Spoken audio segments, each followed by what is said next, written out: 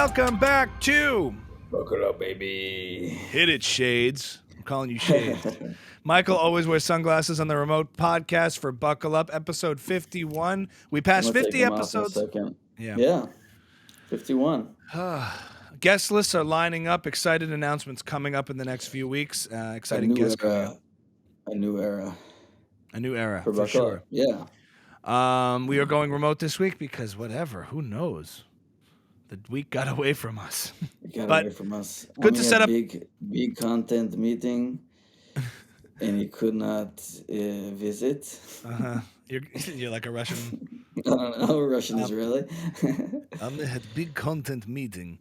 But I think we should get our Riverside game up because it would allow access to a lot more guests, which some people are all over the country and the world. So yeah, this is good. The in person though is so important.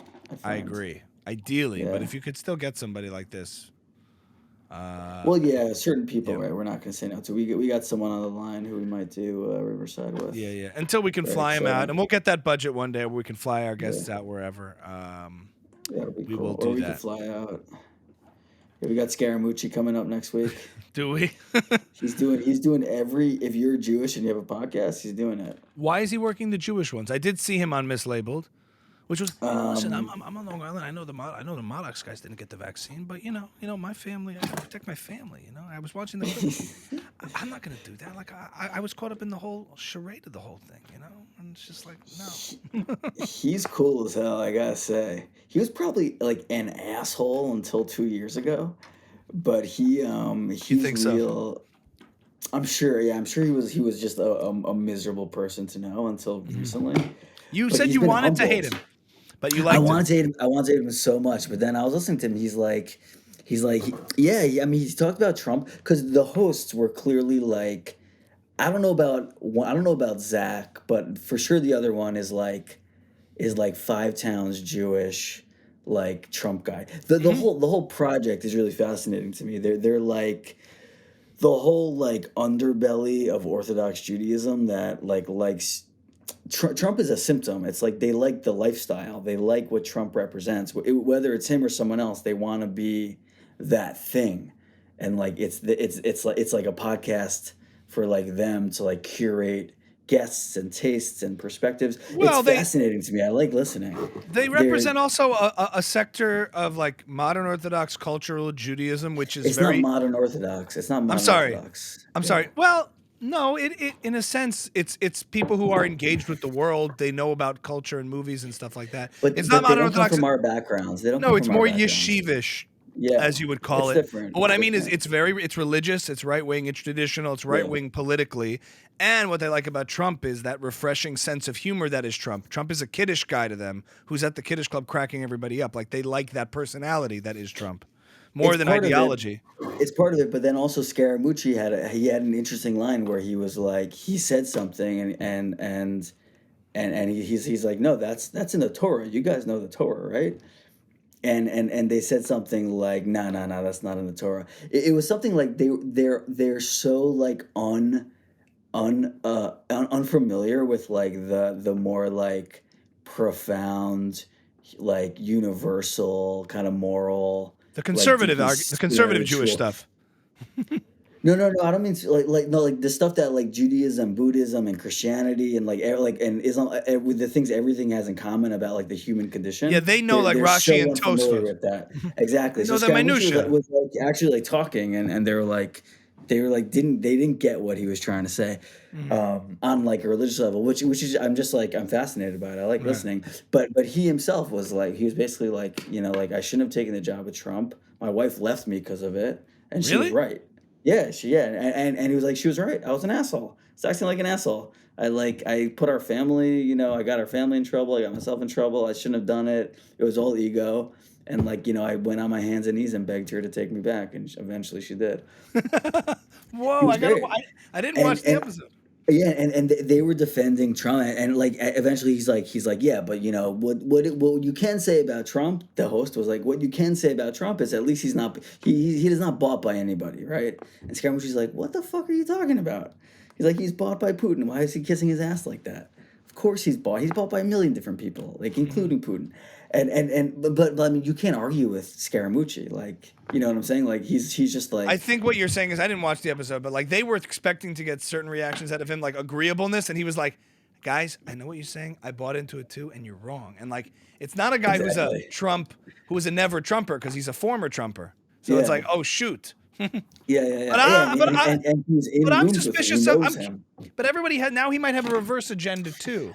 So you have to always wonder, True, you but know. either way, I really enjoyed what he was saying. So the reason Yeah. he did it, if I had to guess, Yeah. I would say the host has been DMing him for years, Mm. just like fanboying, He said and that? now, well, he mentioned like, yeah, I sent you a DM 2 years ago, you never responded. It was like a funny moment.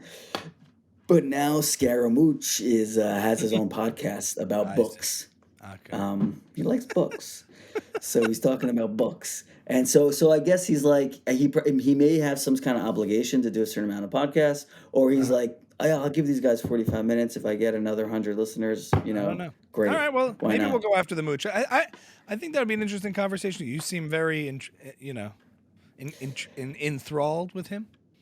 No, I'm not enthralled with him. I'm just surprised. I'm kind of delighted by it. Yeah. I wanted to listen and be like, these guys are the worst. We're nothing like them. We're better than them, et cetera, et Oh, cetera. you And I wanted was to like, listen to oh. this podcast? You're saying? I wanted to hate Scaramucci and I Yeah. wanted to hate the mislabeled guys. I wanted to hate the whole thing, but I was like, you know what? This is great. I like everybody, Interesting. and I like the mislabeled guys. I liked them before that also, but Yeah. anyway, But you were testing um, yourself to see if you could hate it, and you couldn't. and I couldn't. You're I such a couldn't. I weird liked way of it. going about things. I liked it.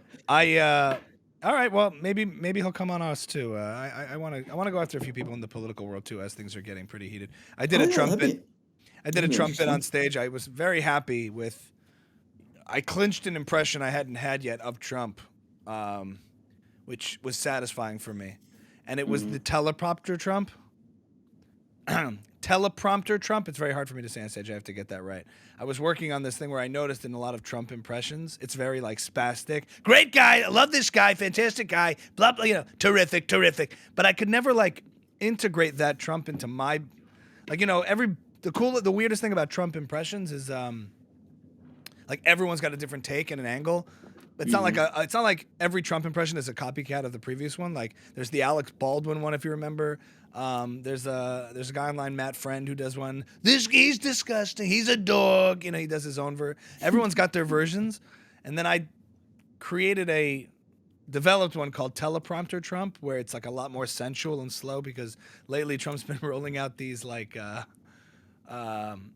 clips of him like addressing the camera directly, where it's like, we're gonna do amazing things for America.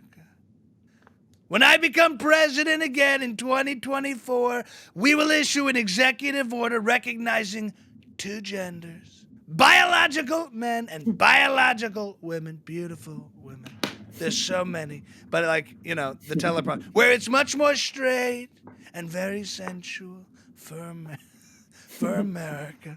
I know that's all besides the point, but I wanted to share it with you because it was a satisfying moment for me. Good. Biological men and biological women. And Tyler Fisher has one too. They're rapists. So it's sort of that because it's the speech Trump. It's not like Trump being all like, okay, Right. okie dokie. Go ahead, get it out. It's boring, Trump. What? Yes. Is it boring, We have Trump? been, the radical left have captured the United States. We're not going to let that happen. Yeah. He's gonna take everyone down with him this time. You think so? He's taking the whole ship down. Ray Kump has a really great great analysis of it. Ray Kump is Tim Dillon's kind of best friend, and like when him and Tim Dillon do Patreon episodes together, there's just it's a magic. It's beautiful. His analysis of Trump is like the only rule that Trump has is never be boring. That's the only thing. He's like, once Trump is boring, the whole thing is over. And he's been boring, and it is boring, and he's been boring, and it's gonna continue to be boring, and he's not gonna win. And when I think that's underestimating.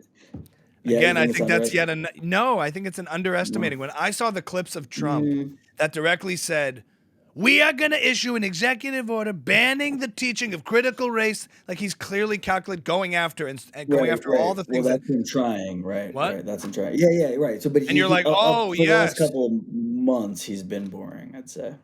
but The he's Trump just like show he's isn't as good as it willing. used Yeah, to he's be. willing to say things in ways that a lot of other politicians sort of dance around. Like, there are Well, two that's the genders, thing. folks. Sorry. Biological men and biological women. This is disgusting. He was talking about banning gender affirming care. Now, like in the United States, making it illegal for doctors to, like, there's been all this, like, in the Twitterverse and stuff, people talking about how there's all this medical malpractice and crimes against trans kids being brought to doctors, and they're, you know, cutting them up and giving them top surgery at 15 and cutting off their breasts and doing all these horrible things. And everyone, even and most sensible people, are pretty appalled by it when they see that. You know, sort of like what like the libs of TikTok sphere puts out there. You're kind of just like, the average person is left, right, or whatever. Is just like, whoa. And then Trump comes out and says like, this is disgusting. Like, just says it, Yeah, and it makes you sort of go, it kind of is. And so what it does, yeah, what he positions himself to do is, like, even though he's crazy and off the wall and all these things, like, I don't disagree with that. So yeah. Well, he has it great divides. intuition for the. So he knows how to do that, where he says to people, where he can create allies amongst people who would otherwise find him pretty disagreeable, or say like, yeah, I'm not gonna, I couldn't support him, but you know what? If he's gonna be the guy speaking out against what I think is a pretty terrible thing, Yeah. um, and say it Well, out loud, and he's not yeah, afraid to say it out loud. It makes you just sort of align yourself, at least with the person who's on that side of things. You know what I'm yeah. saying? It He's happened in yeah. 2020 and 2016 too, where you'd be like, look, yeah, I don't agree with all these things Trump says, but all the things that the Democrats and the left wing are starting to like capitulate to, I think are much worse, are like really Yeah. bad, you know? Yeah, yeah. Well, yeah, he can figure out an issue that most common sense people can get behind. He Right. gets what hits the nerve and what doesn't. And if Yeah, Democrats were smart, they would do the same thing. They would say, "Yeah, this is awful," as opposed to trying to right, be so hyper inclusive that they're tolerating nonsensical things.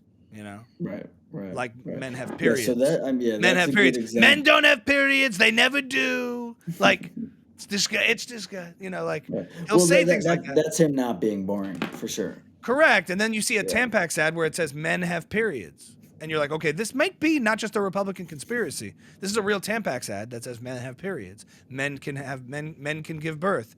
And you're just like, that's kind of Orwellian to me. It's like, what? yeah. I mean, Well, I don't. That's all like a calculated for-profit move, you know. the Like the motives might second be they, bad, but yeah, it's categorically untrue, and you're forced to be a sheep and say yes they can, knowing it's not true. I find that to be yeah. the I social peer feel pressure I of feel people like doing it.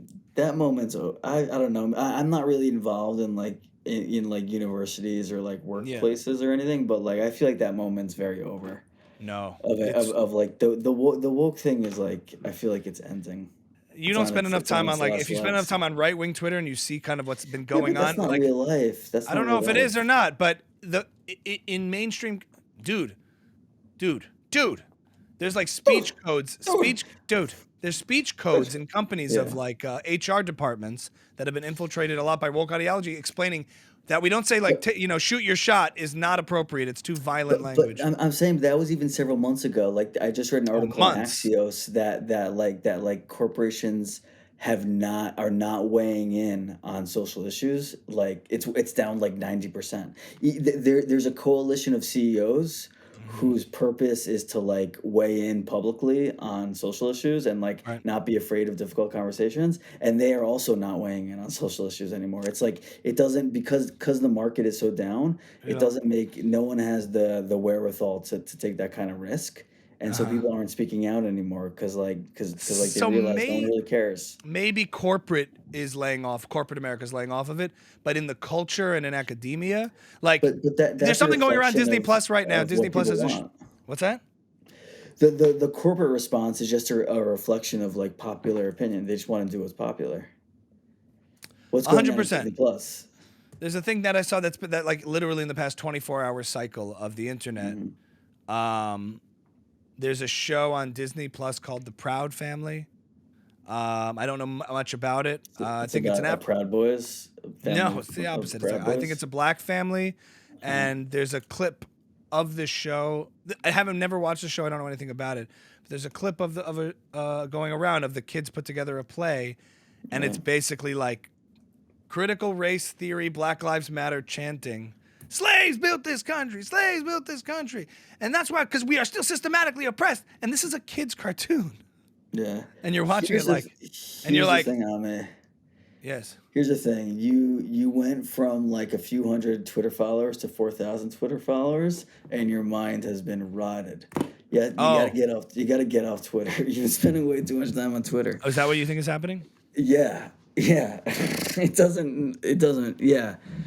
The Michael? Disney Plus thing doesn't exist off of Twitter. Michael, does Disney Plus have a show with this scene in it? But no one cares off of Twitter. It's not. It's not a major. It's not a major thing. Well, can we talk about the fact that my Twitter following has been really growing? I'm happy for. I'm happy for No, you everybody. think It's it's a good. Twitter rotten cesspool thing.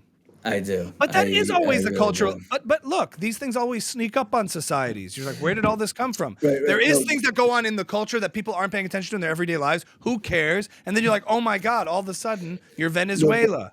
but to the other point is like if you spend all your time on Twitter, you could think that saying there's only two genders is like is like super radical when like but what Trump realizes is like there's only a few million people on Twitter and then there's another 395 million people in the country and Mhm. all of them don't think they think it's pretty rad when I say there's only two genders. There's a very very tiny amount of people who are going to go insane from that and talk to Mhm. each other about it on Twitter, but everybody else thinks it's common sense and that's what he's good at of like he'll go to these rallies and realize, oh, this is what people want to hear, this is But what people want to hear I get that. But at the same, in real life he wants to hear but they want it's to hear build a wall in real life, you yes, know.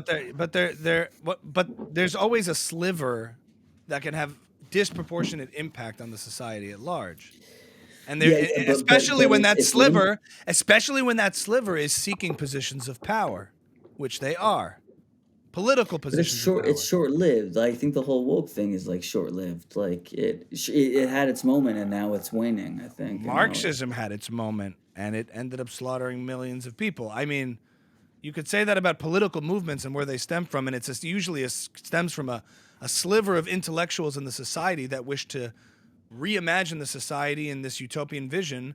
In Maoist China, in Pol Pot's Cambodia, they had these intellectual ideologies that were developed by a sliver of people that the average person cared nothing about, but was systematically imposed on the society that led to the I don't visions think there's as being much like jump from Twitter to real life as Twitter wants you to think there is. I think it stays on Twitter for the most part.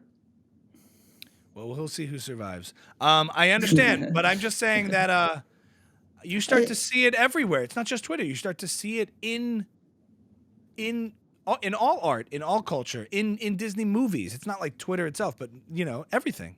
Like Disney as a which has massive cultural impact on children, on society. It's not just within Twitter that these are clips. Like there, you start to see, um, you know, but the your you start to see the did your influence. kids watch that? You wouldn't know about it if it wasn't on Twitter. Would you No, know about that show, there The are Proud shows and Family? stuff that I have to watch out for now, like because I don't feel comfortable with my kids just like stumbling upon it and watching Yeah. it. I have to like monitor it a lot more closely. When I don't know how your kids don't watch that; they probably watch different stuff. But like, no, I have to watch out for things because I don't want my kids They being only watch hyper. my content. I don't want my kids exposed to like just any kind of sexualized content yet. That's gonna like, you know, I don't want that. I don't want. I mean, I'll have that conversation in time, but like this stuff is prematurely getting there, so I have to. I Yeah. have to keep a close eye on it. I think you disproportionately think it's just Twitter, and I might be might be disproportionately thinking it's everywhere. So I think the truth is somewhere in between. Like it's obviously exacerbated by Twitter, and I think it's a bigger issue than it is because Twitter is Mhm. sort of the like noisiest theater of it all that makes you think, oh Yeah. my god, this is everywhere. But I How much time actually have you been spending on it lately? Not too bad. Not too bad. Listen, my Prince Harry videos are doing well on Twitter, so I check. And it's gotten more fun. Like, it's gotten more like TikTok early days. Like, there's a For You page now where it's like giving you stuff. It's interesting for news, and it's a different experience than the other ones. It's a much more social of the media platforms. People really share and whatever. I never liked Twitter for years. I'm like, I don't even know what to do here. It's just a mess. But I hear you. It has its risk of Twitter capture that will whatever. Anyway, So, I'm just pointing out that I don't even know what I was saying. What was the point? I don't know. Quiz topics. Yeah. A year ago. Oh, we saying that Trump knows what to say, basically. Trump knows what to say. Yeah. So a year ago, the Super Bowl is coming up this week. I'm just thinking FTX. FTX was advertising with Larry David and Matt Damon at the Super Bowl last year. Yeah. And like all the crypto media was like, yeah, you don't think crypto's here to stay? Well, they just own the Super Bowl. What do you think of that? A year later, it's like that company's like, oh, it's so delicious. You love it. There's something so delicious about it. It's so that company is bankrupt. But then this year at the Super Bowl, Logan Paul's company Prime they have a Super Bowl ad scheduled, and they're going to be the first creator-led business to ever have a Super Bowl ad. His Prime energy drink, which I think is something.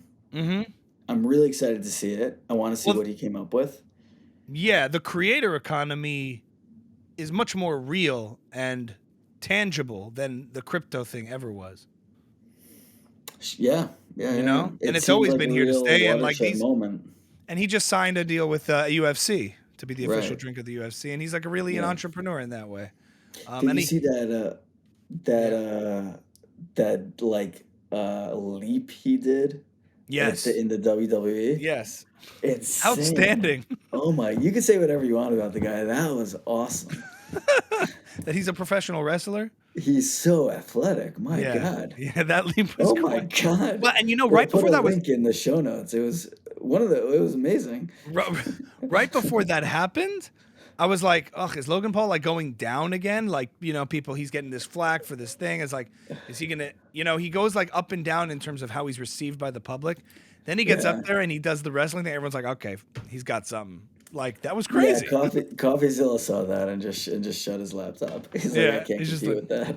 I still haven't watched his coverage of it. He also did something on Grant Cardone, that guy I talk about, CoffeeZilla. Oh yeah.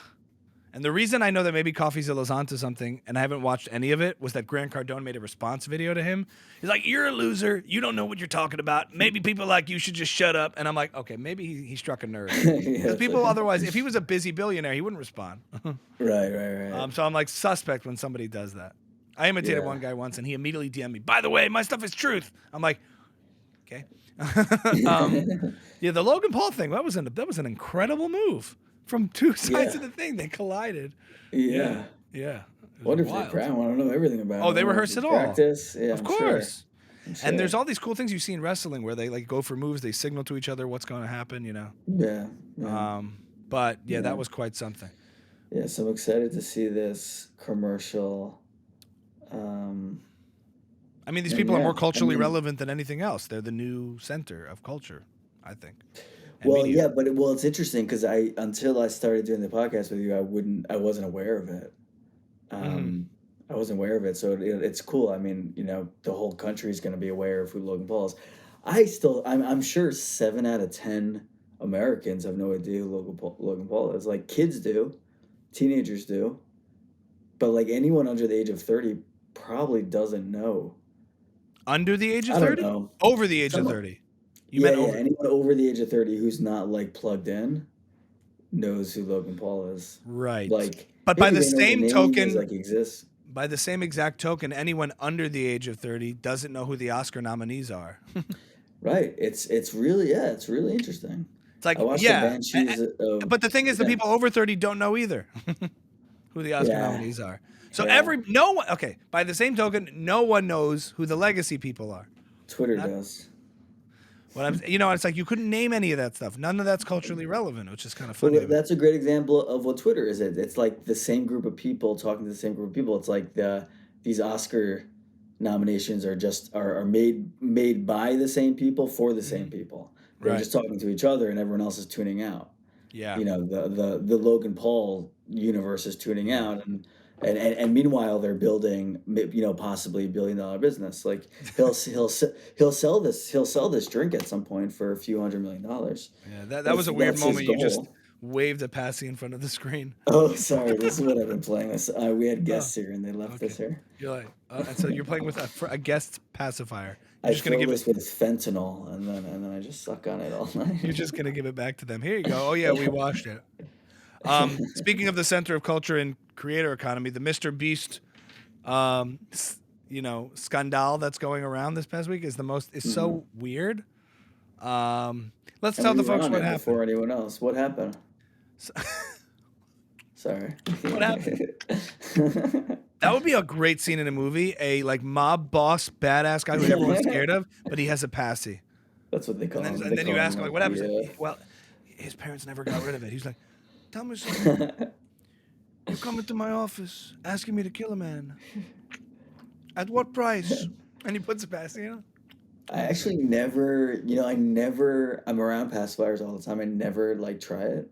I think I'm like afraid to try it. What would And you'll get happen? hooked. I don't know. Isn't that a weird thing? Like I'm really I like will say, just any afraid to grown piss man someone with a off. beard twiddling a passy is like a pedophile's profile. That is just creepy as shit. Mr. Beast, I'd say the most successful YouTuber in the world, the biggest YouTuber in the world, a YouTube expert, has always made repeated viral videos. Got a lot of pushback and flack this week because last week, I guess, because he made a video, and he makes these big grand videos with insane production quality, tons of time and investment put in which he cured 1,000 people's blindness by paying for their surgery. Apparently there's a certain type of blindness, cataracts blindness, that blinds people, and with a 10-minute procedure it can be fixed. And he's put a lot of energy recently into philanthropy and philanthropic content, where he goes out and does these big spectacles of paying for somebody's, whatever it may be, medical bills, whatever it is. In this case, he paid for their surgery, and by the end of the video, 1,000 people could see again because of him. And he made it into a whole video. And he does this kind of thing with all sorts of things. He recreated Squid Games, but like a friendly, fun version of it, but recreated it with the real set and everything. He did a contest in one video where everyone had to stay in a circle, like this big circle, and the last person to stay in wins $100,000. Then he goes to Walmart and he says, do you want the mystery box? Or do you want to double the amount and give it to somebody else? And he's giving money away, doing all these things. And he has some haters out there or whatever for people who think he makes addicting content for kids. I don't know. But I'm kind of a fan. I don't watch too much of his stuff, but just as somebody who's really discovered this new platform and whatever, we've talked about him on the podcast before. But for some reason, this video triggered a crazy negative response from lots of people, that it was exploitive, that it was very icky at what he did, taking people's medical conditions and making content out of it. And I found the whole negative pushback to be really weird and confusing. What's your take? I just heard him. I just watched a video that said it was 12 minutes of Mr. Beast spitting absolute genius or something. So I watched it. Was it Lex Fridman, or was it a compilation of different? No, it was a compilation of different interviews. It was like 3 different interviews he did just cut together. And I was just like, whatever, he kind of talks like this. Yeah. One of the things he was saying was he's like, when you come up with a thumbnail, it can't be here's a cool idea. It has to be the best, the best idea you've ever heard. He's like, it has to be so fucking good that there's no way you can't click on this link. And he's like, until you get that group of words together, you cannot live without seeing this video. Then you don't have your title yet. He's like, it has to be I cannot go on living until I click on this link. That was his teaching. It's like, if they don't click the video, if they don't click the thumbnail, they don't watch the video. Exactly. And then he said he comes up with thumbnails before he comes up with videos. So I was thinking, as you said that, he probably thought to himself, it'd be awesome if I cured 100 people of blindness. And then his next thought was, No, no, no, no, no. It sounds a way better if it's 1,000 people. A thousand people. And that difference of like I could cure 100 people or I could cure 1,000, and the only reason you're curing an extra 900 people is because it sounds better. Right. There's something icky about that. There's Hmm. something icky about like I mean you intuitively understand why that's an icky um that's an icky principle to be living by. Like let me cure 900 more people of blindness because it's gonna be fucking awesome in the title. I see. So It's you're icky. identifying and you're clarifying for me why people rubs people the wrong way. I think the argument I heard was more like people are upset because why does he have to cure people of blindness? Shouldn't the government be doing it, et cetera, et cetera? But I don't really think that's what gets under people's skin. I think they intuit that we're kind of living in a weird society when those are the Or driving or motivations.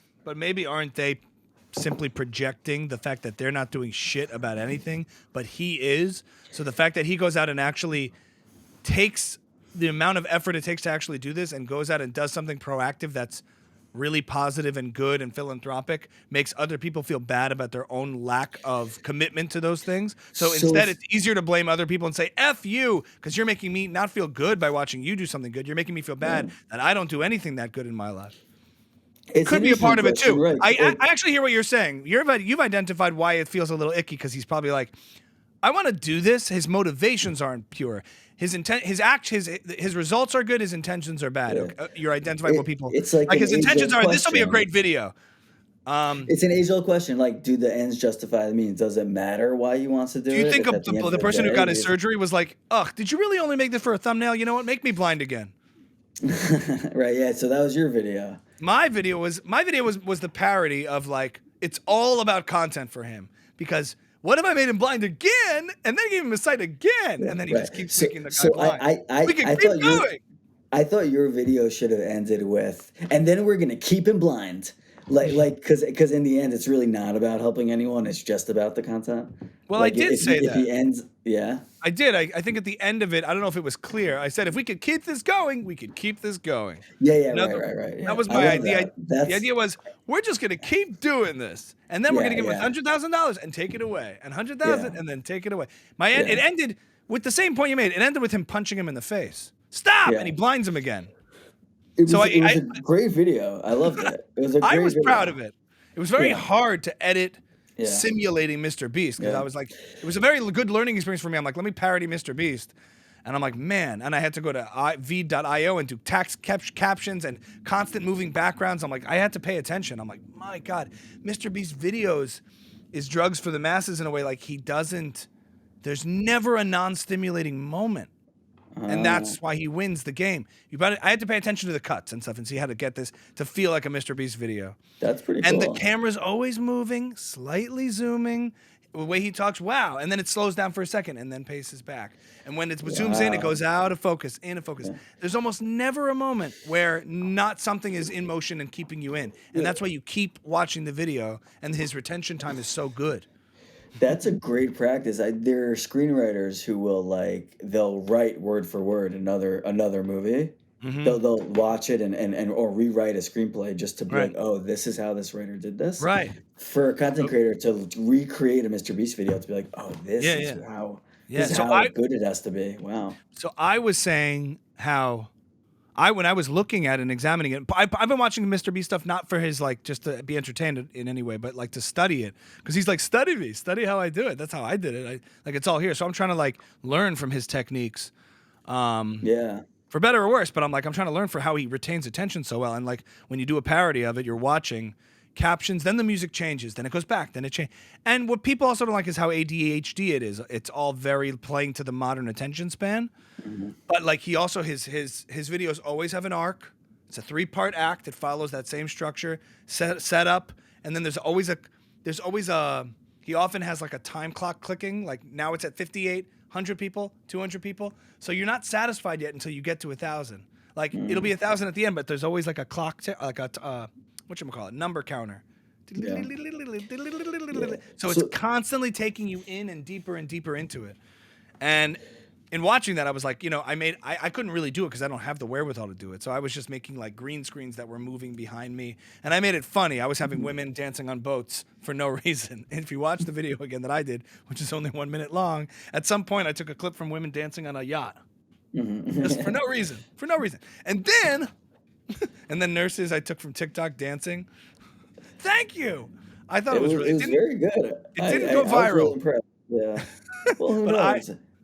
yeah, who knows? I And a guess it's lot meant of to. people, the funniest thing was like, I'm fortunate that I get a lot of positive comments on mine, but a lot of people were like, nah, this was a miss, dude. This sucked. Like, they hated it.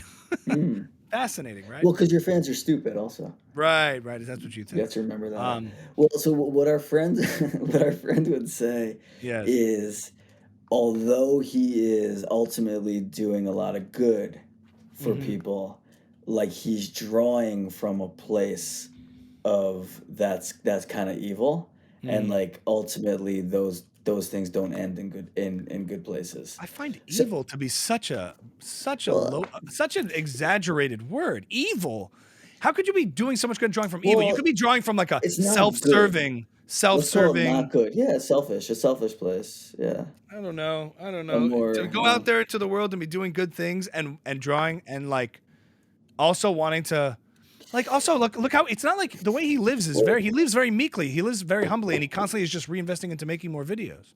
Like I he don't doesn't think have that's a fancy proof things. that he's. I don't think that's a proof though about anything. If he did it for you, how would you feel? If he cured your blindness and you were in this video? No, but really think about it for a second. Yeah. Would it be an uncomplicated feeling of gratitude, or would it be a little bit Well, I like, would turn the question right I'll over to take you. it.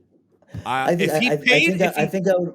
If I had no Yeah. resources to cure my blindness and he cured my blindness, sure, you can use me in the video. By Right, all yeah, means. but it's not the same as someone doing a chesed, a kindness for you. It's not the same. I don't know if I I don't think agree. so. Yeah, I'd be Okay. like, you cure my blindness and you should get nothing for it. You should get no benefit for it. You should get no recognition. You should get nothing. Why is that better? Let's examine the It's morality of this. it's not like a beautiful human. It's not a beautiful moment between two humans where one gives of himself to the other, or someone tries to help and then is then in turn helped by being Yeah, able to but help you. these are 1,000 strangers to him, to Jimmy, to Mr. Beast. If it was his like son or his brother, family member, who he has a vested interest in curing their blindness because he has personal care for them in a way that he doesn't for strangers, I could see your argument. Like, oh, you really need this for your video? But these are 1,000 strangers. And the fact that people It's are outraged by something so pretty clearly good, I think it's pretty obvious that all these people curing people's blindness, going out there doing a good deed, and yes, so he gets something out of it. Like, shouldn't he? Shouldn't he be rewarded for the good deed? maybe God didn't want these people to see. You're terrible. Shouldn't he get something for it? I mean, shouldn't he be rewarded with the accolade and the praise and and a viral video? It's a small price to pay for people who didn't pay for their blindness to be It's cured. true, but I don't think we can categorize it as like charity. I think it's something else. It's a transaction.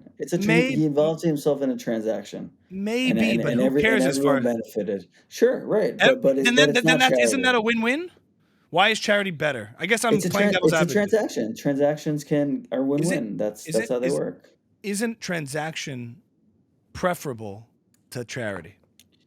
In a capitalistic model, In sure. all situations. If we both win, isn't it better than if you just win? There's a different benefit to each party in a charitable uh, interaction than a transaction.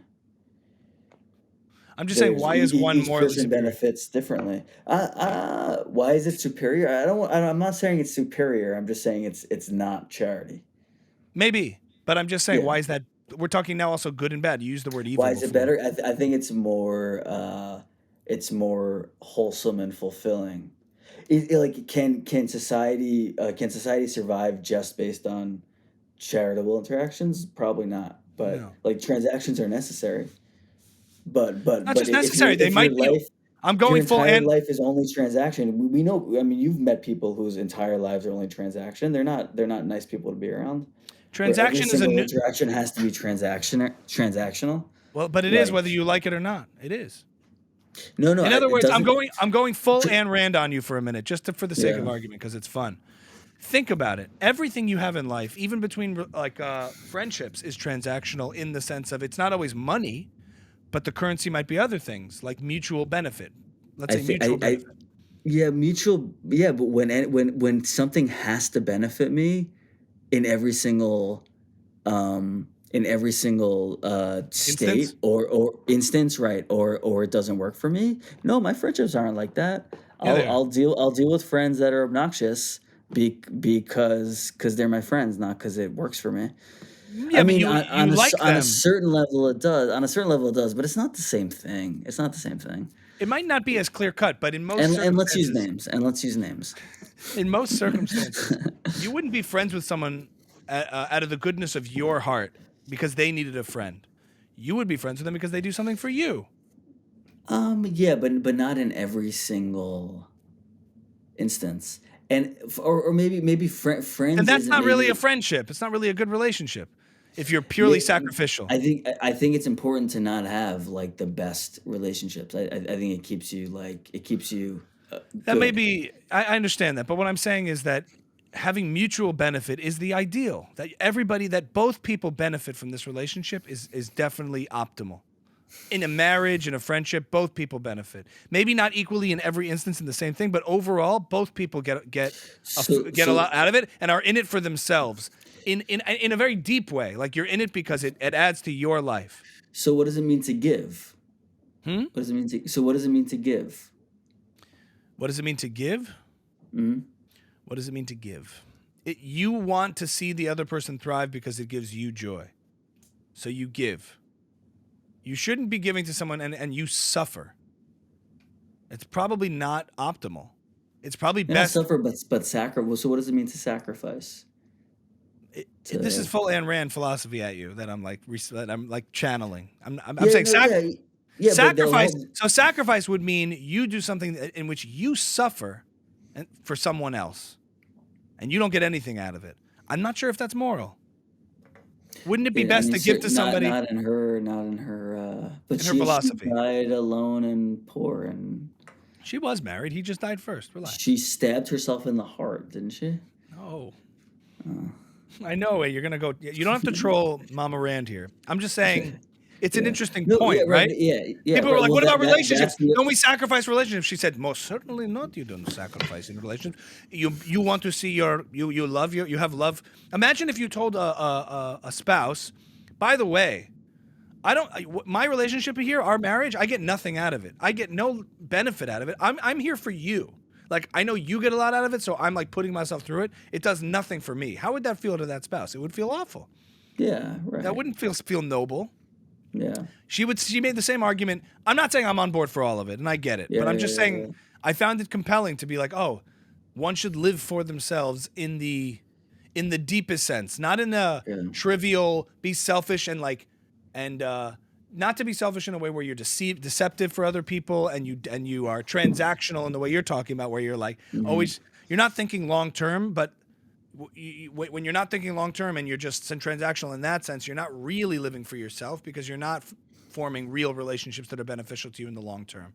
Long term self interest is a different idea, really, than fleeting temporary selfishness. And the point is, Hmm. in Mr. Beast's case, for him to gain something out of it, whether it's money, like all the doctors, if they were paid by him, that's a good thing.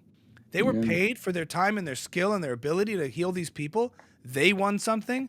The people who were suffering were alleviated. Mr. Beast, yeah, for all of his efforts and time in building up his channel and this platform to get to this point, should get some recognition for it. Beautiful.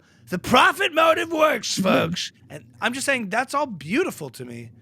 yeah. Not in the purest sense, but I could see why isn't that preferable than if he showed up and did it and got nothing for it? Why is that? Why are we sacrificing Mr. Beast for it? And why not It's give not him? like Why? he would get nothing for it. He wouldn't get um What would he like get? money. He would get a sense of feeling good about himself. He would get Maybe, respect. He would but get but if it elevated. He would get status. He just would wouldn't get he money. would he get If he status? cured if you read an article that said, I don't know if you knew this, but Mr. Beast cured 1,000 people of blindness 2 weeks ago, out of his own pocket. He would get a lot. He would get I a lot from understand. that, So but he wouldn't get a viral video. Rand would argue that if he got nothing for it and purely sacrificed, that wouldn't be moral. I'm just saying that's a philosophical argument. I'm not a philosopher. So I think this is the question that's lighting up social Yeah, media. Like yeah. this is what people are arguing. I think it's that about. plus the idea that they're projecting their own complete lack of effort in helping people. Right. Because you're not getting anything, and you're also not Doing curing anything. anyone. Yeah, exactly. You're not So, out there like, saying, what are you "Hey, doing? I cure Right, blindness all right. the time and nobody knows. Fuck this Right, guy." No, right, you're right, just right. not doing anything. And For also, when sure, that guy for Hassan sure. Piker said, like Hassan the streamer was like, I'm just so outraged when I watch this video, like that the fact that we put this surgery behind a paywall and that these people can't get this surgery, and it's like, it's just weird that private philanthropy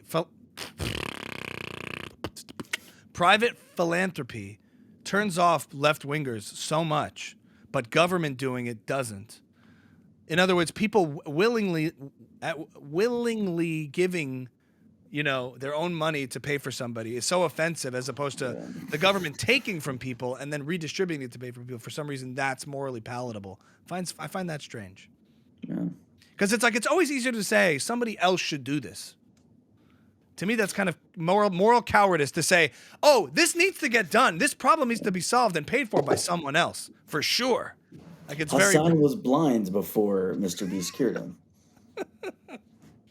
Is that the clip you're talking about of him saying I'm filled with outrage? I haven't seen. I don't even know who he is. In other words, isn't that funny that it's always easier to say we should do something with someone else's money? It's so easy to say that. It's so not courageous. And it's so virtue signally to say, like, this needs to be fixed. Poverty, it has to be. I'm not going to do anything about it. Someone else should, though. And I would support that. I mean, call your bluff, Yeah.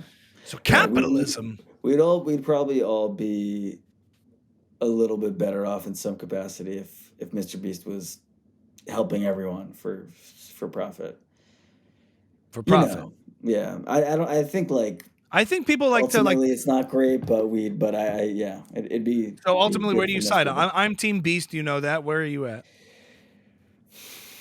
I think I fall on, at the end of the day, it's better these people can see now, but when you say it like that, it's so obvious. The fact that it's even a question.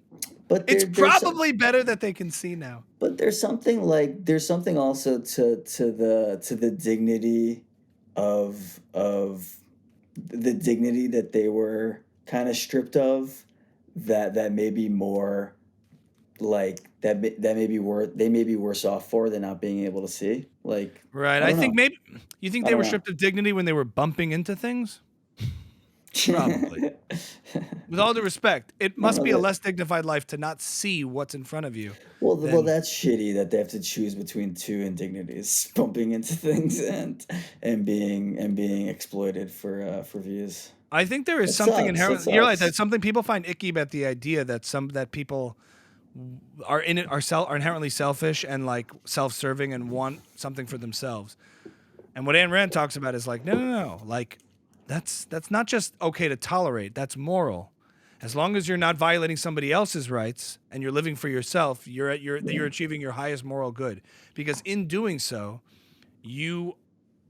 assuming you're not exploiting other people, and exploiting in the real, true, illegal sense, forcing them to do something against their will and all of that, then the only option you have left is to pursue your own self-interest and your own values, and without using force or coercion. In doing so, you're going to produce value for other people by serving yourself.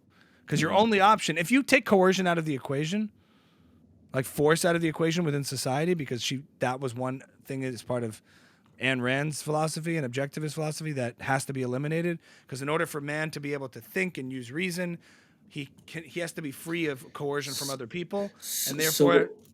What would you say, though, about someone? Aren't you coerced at a certain point if you're blind? Like, do you really have such a choice to, like, turn down an operation to be able to see again if you're blind? Isn't that a form of coercion? Coercion has to involve one person against another, not nature against a person. Like one's natural environment punishing them, or horrible circumstances of birth and stuff like that, is not coercion. I mean, there are sad realities in life, and her argument is, in those rare circumstances, because a lot of her morality she acknowledges is based on the standard at first is I'm talking about like the average like person who is born healthy and able. Like that is the man, the ideal man we're talking about. Because otherwise we can't base morality on like the rare exceptions to those cases where like people who really cannot do anything for themselves or are born in horrible circumstances like that.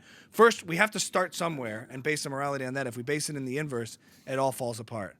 I'm just trying my best to encapsulate what she talks about. But in cases like that, where someone's born with a disability or gets into a horrible accident, what do you do in those cases? And her argument would be you rely on private charity, which is a little ironic because she talks about selfishness, the virtue of selfishness, but then relies on private charity. But no, like for people who are good-willed and it serves them and it benefits them to see other people, heal or do well or whatever, you rely on private charity for those circumstances. And that's very rare. In most cases, in life, if we're talking about life, in most cases, people have people have basic abilities to, find ways to function and contribute and do things and produce, and in those circumstances where they don't, family, like your first circles of people who care about you, family, friends, community, and then private charity and stuff like that. It's not foolproof to me, but like that's the answer she would give in those cases. Because it's not coercion. If you go blind, there's nothing coercive. I know that you didn't do anything to cause it, but nobody else blinded you. So it's not like there's accountability to somebody. No one's accountable for that. Interesting. Right. You can't pin that on somebody. Right. So it's not coercive in the human to human relationship sense. If there are two podcasters that can't find an audience, is it moral to should their friends and family donate to them? Is that like the moral thing to do? If the friends and family want to see, if the podcast gives them pleasure and enjoyment and they want to see it thrive, sure, but only for themselves. They should want to see it do well. Should we set up a nonprofit? Yeah. We are now announcing on episode 51 that we are a 501c3. Yeah, we gave up on the for-profit thing, but send us money, please. Anyway, look, I'm not saying I'm fully on it on every way. I'm trying my best to channel. Well, right, but it makes you think. It just makes you think because her arguments were very radical and also very prophetic at the time in her novels. Like she painted a dystopia in a lot of her novels of what life looked like. That now you see a lot of it in the way that, like when I read Atlas Shrugged and I finished it, I was like, it was a mind-changing book. It was a life-altering book. The Fountainhead. You read that and then you watch the news and everything, my whole perspective changed when I read that book. Yeah. So I don't know how we got into that, but I think Mr. Beast's like doing this and getting something for it troubles people in that or his motives, like his sort of profit-driven, growth-driven motive. This video would go super viral. These people need to be helped. And we don't know what's in his head or in his heart. I would think it's probably a combination of both. You think it's probably more like, I just need to make a viral video. It's a good idea. I mean, we know what's in his head because he said he thinks he says, I think 24/7, every minute I'm awake, I think about how to get more views on YouTube. That's what I am created for. That's what I do. That's what he thinks about. And I understand that. And he found a way to do it. And a lot of people, and the things also when the things are being bumped into less, which is good. What things? Whatever things were being bumped into. Oh, by blind polls, people. By the blind people. I just mean I found the outrage to be kind of hilarious and revealing in different ways. But you actually pointed something out I didn't think about, which is like, where did this idea source from? And that's what's troubling people. It doesn't really trouble me. I sort of get it, but at the end of the day, the juice is worth the squeeze. The ends justify the means, whatever you want to call it. The payoff, the net good that comes from this, from the small, mixed motivation that some people might find issue with, it's so disproportionately on the side of good that he's doing a good, he's amplifying a good deed for so many people to see that's inspiring and moving and compelling. 1,000 people actually get cured of blindness. It's hard to argue with that, in terms of pros and cons. It kind of looks like a goat, kind of like a satanic sort of figure, doesn't Oh, he? he does. A little bit. Now that I think about it, he's got like kind of like an Well, he always innocence has this to expression him. like the Omen, right? Like, Yeah, and he got like kind of like a billy goat sort of like facial meh. Isn't a situation. goat a Yeah. satanic animal? Yeah. The mark of the It's like beast, like it's a goat, head of a goat. exactly. Yeah, exactly. You Yeah. want to end there?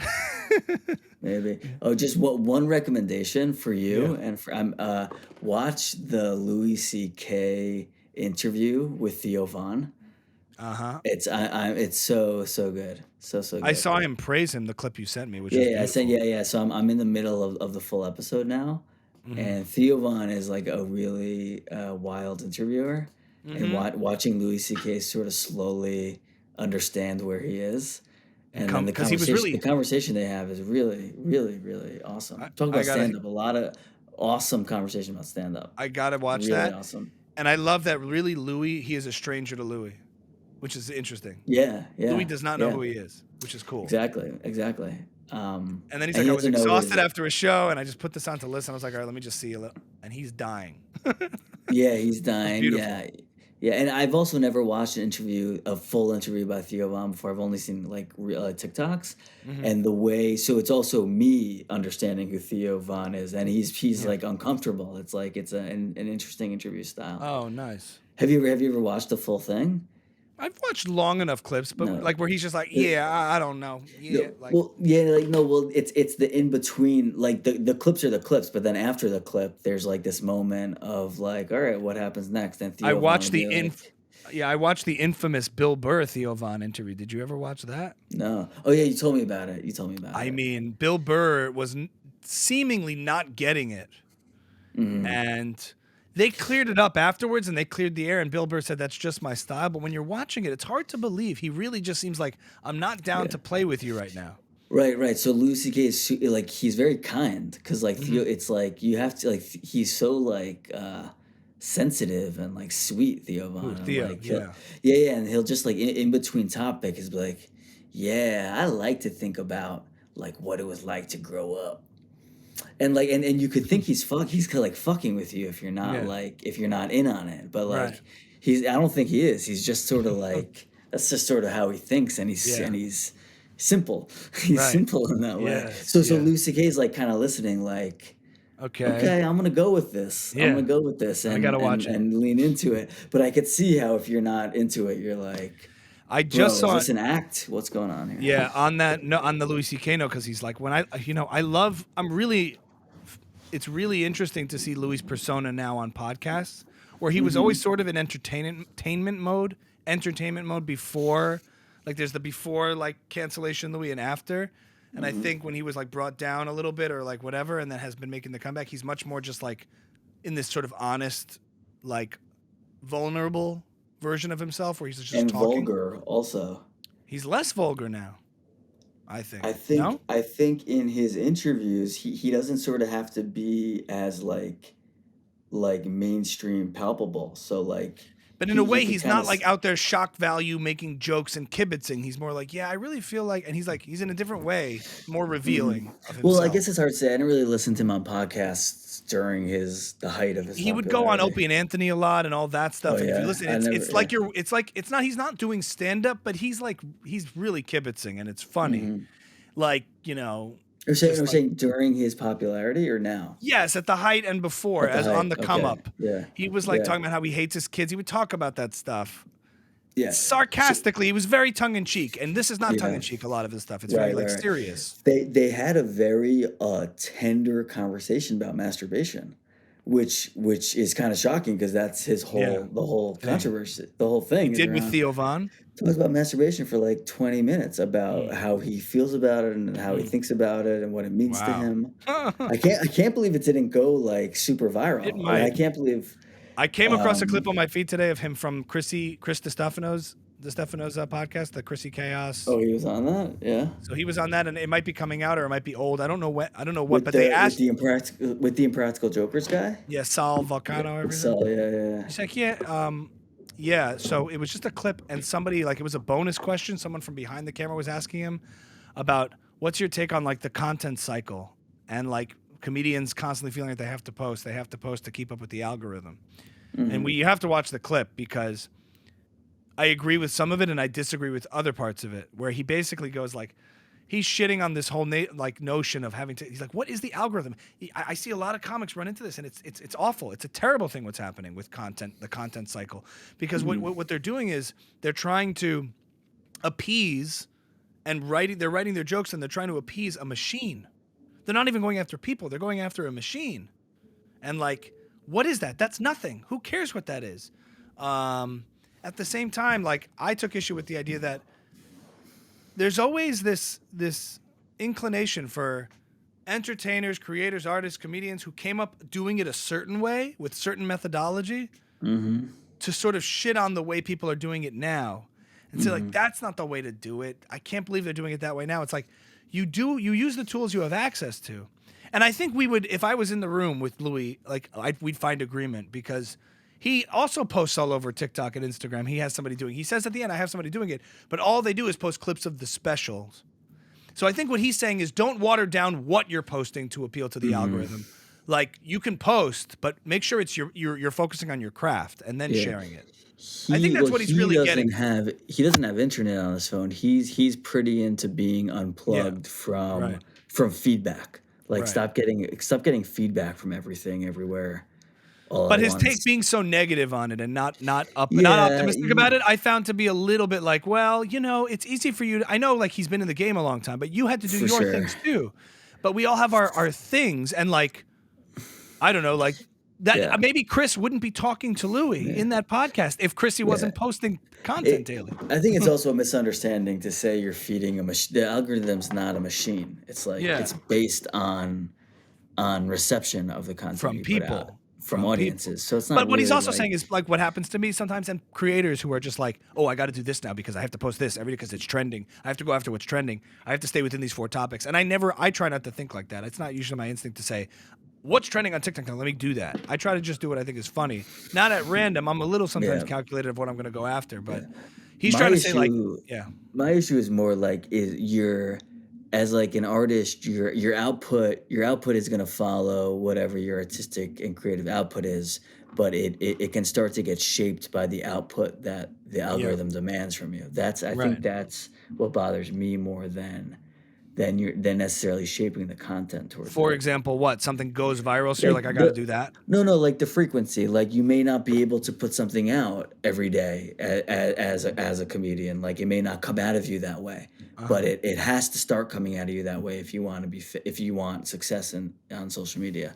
Yeah. So you may start like messing with your internal rhythms, whereas like maybe you need 2 weeks and then blow it all out for 2 weeks on a stage. Maybe that's how you work. But maybe forcing yourself into uncomfortable methodologies is good for you as a creative, not a negative. It's not watering you down. It's improving your skill set. It's opening you up. It's an argument too. Right. He was a little privileged to come up at a time where you could take your time and do that. Or that's what was expected of you. But he makes a good point too, where he's like, I had to do it too in my own way, where I had to pitch something and then water it down to get through the gatekeepers and appeal to the executives. And then at the end you make something and it's shitty because they had all their input and you changed it and now it's not good. And he said when he made Lucky Louie, his show, a friend of his just told him, look, they're not going to pick it up anyway, so just make whatever you want. You have the opportunity now to make the show, make the pilot, do whatever you want, because they're not going to pick it up anyway. If you listen to all their notes, they're not going to pick it up because they're going to be like, this isn't funny, because then you make what they made, not what you made. So I thought that was interesting too. But at the end of the day, like, I don't think Chris would be sitting there talking to Louis if not for the social media that he's been utilizing to get bigger. So how could you shit on the very thing that's allowing you to be where you are? Not Louis per se, but it's like you have to take that into account. Yeah, a little bit, yeah. And I think Tim. No, Tim Dillon, I think, talks really well about how to use social media and all of that. But also Louis, like you said, he's going on all these podcasts. Mm-hmm. He's doing all these YouTube videos, so he's engaging in it fully, Yeah, I think he was. I think he might be. If you narrowed it down, there's a specific instinct that develops or habit that develops in a comedian per se, for example, because he's talking about comedians, where they say, okay, I have to post today. And like like TikTok has become my master. I have to serve it in order to grow. Right. So I have to do that. And he's like, "What do you mean you have to post? What do you mean? What do you mean you have to post today? Who's demanding that of you? Who? The algorithm? Like, and we've spoken about that, like this feeling of having to do that. Yeah. And so there's something there, but that's just you being like, okay, I don't want to burn out. Let me just take a minute. You don't have to. You don't have to. But showing up consistently on these platforms is, I think, benefited more than hurt because it's a tool that didn't exist before. And otherwise you had to do what he did, which took him 25 years. So I think maybe there's a part of it there where a lot of seasoned, experienced comics who've had success, I got to show you the clip. He ends the clip by saying, and the problem is, like, I've been doing this for 38 years and I didn't really nothing started happening until about 25 years in.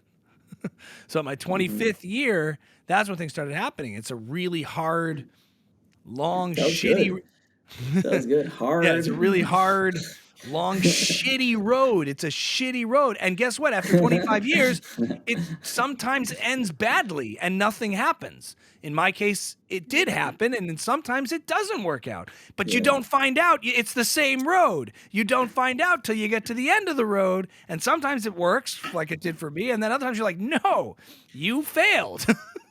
And I'm just like, well, Louis, maybe with the new advents of social media, it doesn't have to be that way. But he said that very honestly at the end. He ended badly. And then Chris Stefano said, okay, so anyway, post to the algorithm. Make sure everyone's posting. Have a good night, everybody. They had a funny ending to it. He's like, it's a shitty, long, shitty, awful, shitty, hard road. And at the end of 25 years, for some of us, it works. And for some of us, it doesn't. And so he kind of defeats his whole point at the end, too. So I thought that funny. Yeah, there's an impression in there somewhere. He said to Bert Kreischer that it only he said by the time he started making the types of jokes that he got famous for, he had completely given up on being famous. I saw that clip too. He sure it wasn't happening for him. Oh yeah. I'm here to help other people get famous. That's what I do. Yeah, Chris Rock, they all surpassed him. Help them. Yeah. People who started after him got bigger before him. I mean, it shows you about persistence and stuff. But then you see like people in his position and others in that world who are like seeing newer comics come up faster, and they're like, what the hell? No, that's not how it's supposed to go. So there's a little bit of a bitterness or resentment there. I'm not saying he's doing that, but I sense some of it where they're like, I don't know. And like he's in a position now, like, he's posting clips of specials because he makes specials for the Garden. That's his content, and he's at that level. He's not making stuff in his room to try to get an audience. Yeah. So anyway. Fuck him. Fuck Louis. He's the best stand-up. He's one of the best stand-ups, and he's been a great guest. I really want to buy his new special on his website. Yeah, sorry. The Garden one? Joe Rogan. No, Joe Rogan said sorry was really, really good. Oh. Yeah. And I think he's up for a Grammy tonight. That's tonight, right? Should we see if he won? Yeah, for best comedy album. Oh, I didn't realize it's in the category. Yeah, he won. I think he won last year. Should we see if he won? I don't know. That would be interesting. Lewis? I guess not. Let's see, comedy. But it all comes from a good place. He loves comedy. He loves the art. He loves the craft. And he doesn't want to see it watered down because people are desperate for attention, which I get. You know? Yeah. Hold on. I just want to see if I can get this. I can't. I'm not going to get it. Never mind. But anyway, Chris Rock apparently also has a special coming out, and like Tom Segura was talking about how he went to it live. He said it's the best he's ever been. It's amazing. Everyone's saying that. He just got divorced. I wonder if that has anything to do with it. No, that was kids are out of the house. That was like 2 specials ago when he got divorced. Oh, really? I think so. I watched an old interview with him and Kevin Hart then. Mm-hmm. Because all these guys, their kids are growing up now. Their kids are in college. Yeah. They're like back at it. They're like hitting the club every night. Bert Kreischer said to Louis, like, you made like dad comedy cool. Like you could talk about this and still be really funny, which is funny. He had he was. I didn't realize he had a kid when he was 18. Who? Bert Kreischer. Oh, is that what he said? He said in that clip. He said he had a kid in like high school or college. With his wife? With his current wife? I don't know with who, but he said he's like, I thought my life was over. He's like, I was really bummed about it. He said that. Wow. Kind of fucked up. Yeah, and then I guess he went to college for 8 years or something. I don't know. Maybe he was in college. I don't know what it was, but yeah, something like that. Maybe I completely misunderstood it. That's possible too. Interesting. I say he has a movie coming out. The trailer. Oh, and we gotta talk about You People also. Maybe we'll talk about You People with our next guest I don't know if I'll have to see. because it's a little bit of Did you finish it? I didn't watch topic. it though. I'm still Should in the I? middle of it. Uh-huh. Yeah, I'd love to. I'd like to hear your opinion about it. Okay. It's a I could. movie on Netflix. It's like #1 in I like think. every country in the world. Is it? I mean, I don't know. You don't. You can. I can Is it watch good? it. I think it's a. I think it's a bad movie. Our boy is in it. Yeah. Andrew Schultz? Schultz. I feel bad saying that because I wanna see him Is he a succeed. main character in it? No, I don't even think he has a speaking part. He's in Oh, he like does. Jonah Hill goes to The bachelor Vegas, part. Yeah. and like he's like part of the crew that like pops bottles and like Uh-huh. goes to a strip club. So he has a scene or whatever. I don't know. I haven't. Yeah, he's in a scene, But you. which is cool. Got me thinking about it. What he's just switched to CAA. Andrew Schultz. He's like he's in the mix now of like Sam J. Also, I guess is like they're getting like placed. They're in that's where you got Ecosystem. That ecosystem. Yeah, I'm right? sure it was intentional. I think he was like, I want to be in movies. I want to like get a But he little kept saying, "I famous can't and act. make I my own don't act. movie. I don't act." He said that on podcast. I don't want to act. Yeah. So they're calling him out on that too The on the spot. movies like there's some parts of it you're just like, oh. Okay. Anyway, but I'm curious to hear what you think about it. Just as a movie, forget about the black Jewish thing. Just as a movie. Right, You're where like, you're just like that wasn't a finished written part. Yeah, there's like a pickup basketball scene where like you're like I like just didn't work. It's not a movie scene. Right. I gotta see. Yeah. It seems like it's predictable to me. It feels like it's gonna be very predictable. Exactly what it's gonna be.